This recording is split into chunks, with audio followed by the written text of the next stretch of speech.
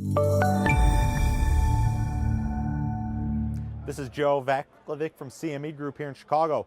The corn market traded sharply higher on Tuesday after really a lower to lackluster trade to begin the very early part of the week.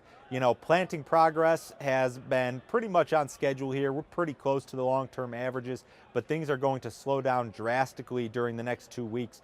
We've got a whole bunch of rain on tap for major corn growing areas here in the U.S., and it looks as if a lot of areas are going to turn very, very wet. We're going to see generalized rain amounts from really Nebraska through Indiana, anywhere from 2 to 4 inches over the next 5 or 6 days. So there has been a lot of progress made here this week, but activity will come to a halt here pretty quickly, and perhaps that's part of the reason why the market has gained a little bit of strength here on Tuesday. To go with that, funds maintain a very large short position in this corn market.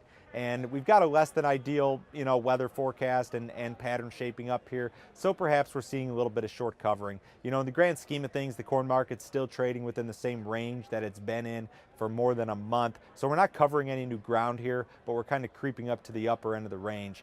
Moving forward, weather is going to be the big driver of markets, and not necessarily planting weather. It's really that summer weather, your July and early August weather patterns that determine final yield. We're really going to have a very, very wet next month or so if it's going to have an impact on yield. Generally, the trade doesn't get too worked up about planting delays, and given modern equipment and technology, you just can't get too excited about a delay. If you get that 4 or 5 day window, we'll get a lot of the crop planted. So really moving forward here, we've got to have our eye on weather forecasts, and more so for June, July, August than anything that we've got coming up here short term. Again, Joe Vaclavik from CME Group here in Chicago.